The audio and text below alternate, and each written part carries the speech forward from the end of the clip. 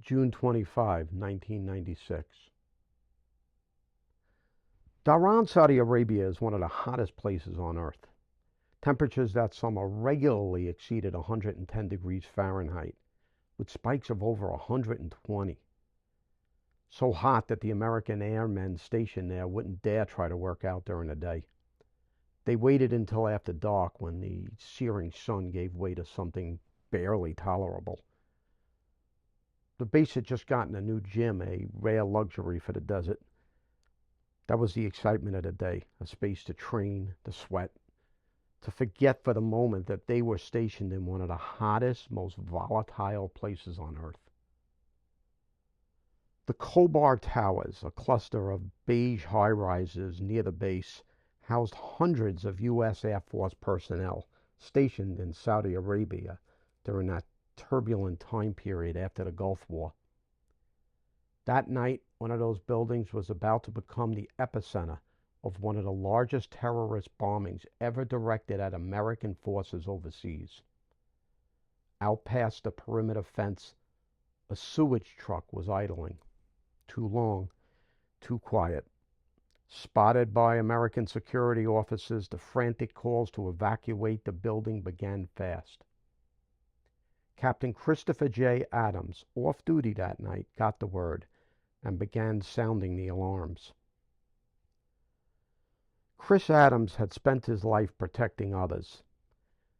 He grew up in Massapequa Park on Long Island, New York, a town built on hard work, community ties, and the Long Island Railroad. It's a place where cops, firemen, and city workers put down roots, wonderfully middle class. Within miles of Levittown, often called America's first true suburb, Massapequa Park was a post-war promise fulfilled. Safe streets, American flags, block parties, and backyard barbecues. The place simply works on all levels. Born in 1965, Chris Adams was the oldest of 8. When he was 10, his father died. From then on, he became more than a brother. He was also the surrogate father, the one who kept the family together. He grew up in the 1970s and 1980s. Malls. This town had one of the biggest around. Camaros, feathered hair, and then MTV. He would have watched the 444-day Iran hostage crisis unfold as a teenager. Blindfolded Americans on the news, Jimmy Carter helpless. That humiliation likely stayed with him. On Long Island at the time, hockey was king, where the New York Islanders were in the midst of a 4-year dynasty. Friends and neighbors of Chris remember the steady clack of hockey sticks on the pavement outside the Adams house, broken only by the occasional shout of, "Car!" Then came the miracle on ice. Chris would have certainly remembered the unexpected jolt of American pride after the Carter-era malaise. Chris played football in high school and was elected his school's vice president. His sister recalls being scared to drive with him because he would take his eyes off the road to marvel at planes flying above. He dreamed of being a pilot. He graduated high school, went on to college, joined ROTC, and did just that. He joined the U.S. Air Force. It was all about service. Chris flew HC-130s in the Middle East and Latin America, aircraft that refueled helicopters mid-air so that they could rescue downed pilots and wounded soldiers. Aerial refueling, something we all take for granted at this point. But in reality, it's an astonishing display of precision and nerve and airborne handshake between machines moving hundreds of miles an hour, guided by discipline, engineering brilliance, and relentless training. It's the kind of quiet excellence that defines U.S. military logistics, the unshakable foundation behind every mission, every victory, and every show of force. After getting the alert to get out of the building that night in Tehran, Captain Adams did not. He did not flee. He ran back to his room to wake his roommate, Lieutenant Colonel Thomas Schaefer. That was moments before the blast. In the facility's new gym, some of the airmen had just started their late-night workouts when they noticed something strange. The mirrors, brand new, started cracking, one after another. They thought for a moment that the new mirrors were defective, but then the TVs went black. And then came the shift in air pressure and an eerie silence before the force of the explosion slammed into them like a freight train. Another airman was testing his clock and recalls pushing a button as the explosion hit. He instantaneously concluded that the two were somehow related. The blast ripped through Building 131, shearing off its entire face, and created a crater 85 feet wide and 35 feet deep. Our own government investigation later concluded that the explosion was caused by thousands of pounds of plastic explosives packed into the back of a sewage truck. The report estimates the force of the explosion to be between 20,000 and 23,000 pounds of TNT, roughly the same force as the largest U.S. non-nuclear bomb, a Moab. But this bomb wasn't dropped. It was parked just outside of a fence by a man on a mission to kill Americans. 19 Americans were killed, hundreds wounded. Lieutenant Colonel Schaefer survived. Chris Adams didn't. But in returning to wake his bunkmate, Captain Adams unquestionably saved his colonel. For his actions that night, his instinct, his courage, his refusal to flee, Chris Adams was awarded the Purple Heart. So who did this? The U.S. investigation was led by the FBI and quickly pointed to a man named Ahmed Ibrahim Amagassal, a ghost-like figure born in Qatif, Saudi Arabia, radicalized early, trained by Iran's Revolutionary Guard. He was the leader of Hezbollah al-Hijaz, a secret Iranian-backed militia operating in Saudi Arabia at the time. He had scouted out the Khobar Towers and had chosen it as the target, and he built the bomb. And then he vanished into Iran, where he lived shielded by the state, hidden inside the Revolutionary Guard's labyrinth of safe houses and front groups, in disguise the whole time, but protected. The U.S. wanted him, so did Saudi Arabia, but Iran would never admit to actually having him, and nor would they give him up. President Clinton called the Khobar bombing an outrage, but took no military action, thereby setting a pattern that would last for decades, where Iran acted as the sort of beating heart of Mideast terror from Beirut to Gaza to the West Bank, while the West mostly left the country alone. Sanctions, yes, but no real military action. Iran's exalted status as a military force grew not from their own strength, but from this sort of inaction. And then came President Obama's almost overt policy of appeasement. As early as 2013, he began releasing the sanctions on Iran, with idealistic hopes that Iran would somehow forget about their pledge to eliminate Israel and the great Satan and rejoin some one-world community. By 2015, Obama had given back over $1 billion of frozen funds to them. Then, on July 14, 2015, the Obama administration signed the now infamous nuclear deal with Iran, promising billions more to them, including $1.7 billion in cash, actual paper money. They couched it officially as a quote-unquote legal settlement, but it was a payoff, plain and simply. The end result, in any event, was that Iran was flush again.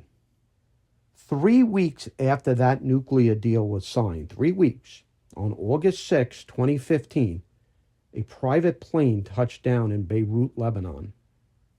Ahmed Ismail Amagassal, the mastermind of Khobar, stepped off. After 20 years in hiding in Iran, 3 weeks after that deal was signed, he was back in play. Unbeknownst to him, however, the Saudis had gotten a tip and they knew he was coming. They had notified Lebanese agents who quietly took him into custody without any incident and handed him over to the Saudis. Back in Massapequa Park, Chris Adams' siblings remember him as the one who held everything together after their dad died, the one who had time to deal with the problems of the others. He's been described as quietly strong, warm-hearted, and dependable. Chris was buried on July 3, just one day before America lit fireworks to celebrate its independence. The irony wasn't lost on anyone. Why did Ghasl suddenly resurface after nearly 20 years in the shadows of Iran? In the murky world of Mideast terror, where secrets are guarded and lies are currency and the truth is weaponized, certainty is elusive at best. Still, a few compelling theories break through the fog. One of the theories, which is advanced by the former president of Iran, is that he was used as a pawn deliberately sent out of Iran by the hardliners, hoping to sabotage the implementation of Obama's nuclear deal. By making it obvious that Iran had harbored a wanted terrorist all along, the hardliners hoped to infuriate the West and kill the agreement. The timing certainly supports that theory. Obama had just signed the agreement, and it was not yet implemented, so it's possible. But another possibility is that Tehran had simply grown tired of protecting him. With the deal moving forward, the global security intensifying, allowing Ghasl to slip back into Lebanon, where Hezbollah could shield him, may have been a quiet way to cut ties. That, of course, however, suggests that Iran would be abandoning its terror campaign, which seems unlikely. But the most convincing explanation comes out of U.S. intelligence sources. With billions in sanctions relief flowing in from Obama, Iran was reactivating its proxy networks. The influx of cash made it possible to put long dormant operatives like Ghasl back into the field. He didn't come out of hiding to destroy the deal. He came out because the deal had worked for Iran. The regime now had the money, the freedom, and the confidence to send them back out again and progress their goals of eliminating Israel and then striking the U.S. Whatever the reason, Ghasl was now in Saudi custody. Chris Adams and his fiancée were set to be married. The invitations had already been sent out, and the couple already had a house in mind. The honeymoon had been arranged. They planned on sailing their boat into the Caribbean. Chris's uncle, a Catholic priest in the neighborhood, was set to marry them. He gave a eulogy instead. The United States never officially demanded Ghasl's extradition. No U.S. trial, no formal interrogation, no major headlines, just silence. The Saudis had him, and that was it. Why?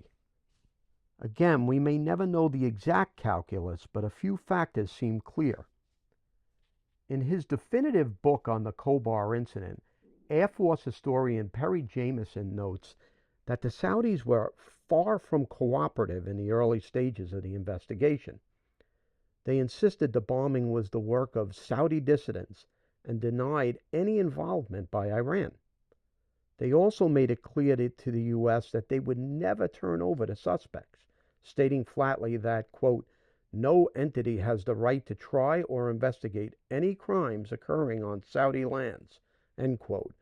That stance, they added, quote unquote, will not change. While Saudi law prohibits the extradition of its own nationals, it's possible their refusal ran deeper. Perhaps they simply didn't want Ghasl speaking to the Americans. It's possible. More likely, however, is that Saudi Arabia has been extracting intelligence out of Ghasl, information the U.S. couldn't obtain if he were under the protection of American legal rights. In the days after the bombing, Secretary of State Warren Christopher toured the hospital in Tehran alongside Saudi Prince Bandar. The prince told the wounded airmen that justice, when it came, would be quote-unquote swift and harsh. The Saudis have kept all proceedings against Ghasl secret, but given what's known, it seems highly probable he has provided detailed intelligence on the inner workings of Iran's Revolutionary Guard, and may in fact still be doing so. One can only speculate what's going on behind closed doors there. Whatever the reason, Ghasl has never faced U.S. justice, and curiously, no one seems particularly disappointed. Before the Middle East, Chris flew humanitarian missions into Bosnia. He was a member of the 71st Rescue Squadron, whose mission is simple: save lives. Their official motto is, "so that others may live." Ghasl was an operative of Iran, a terrorist, relying on asymmetrical warfare aimed at creating a mystique of power and fear, and for almost 50 years it worked. That terror mystique insulated their country from far superior military forces. And always at the center of their plan was that nuclear program, the regime's ultimate bargaining chip. Its long-term goal has always been simple and clear: get nukes, eliminate Israel, and then target the United States. And yet for years, Western leaders treated Tehran like a power to be appeased, not confronted. That indulgence led only to more bloodshed, more chaos, more funerals.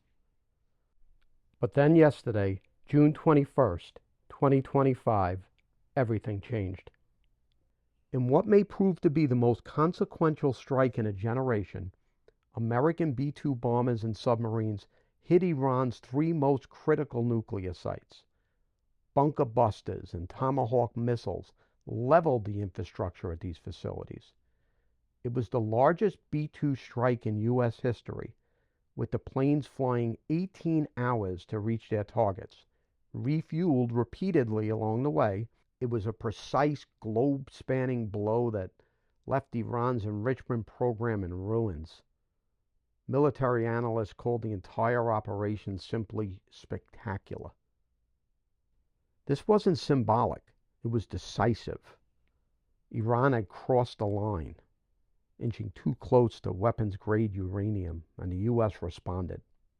Now, with its nuclear threat shattered and Israel dismantling the country and their proxies, Iran's grip on the region appears to be breaking.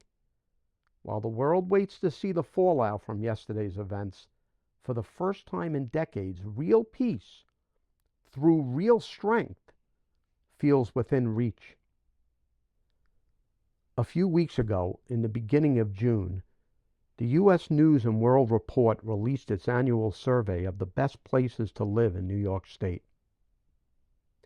Massapequa Park, home of safe streets, public servants, and the family of Chris Adams, was at the top of the list. Number 1. In terms of international security, yesterday's strike on Iran seems like a necessary move in the right direction. But it was also something else. After 29 years, almost to the day, America finally got some for Khobar.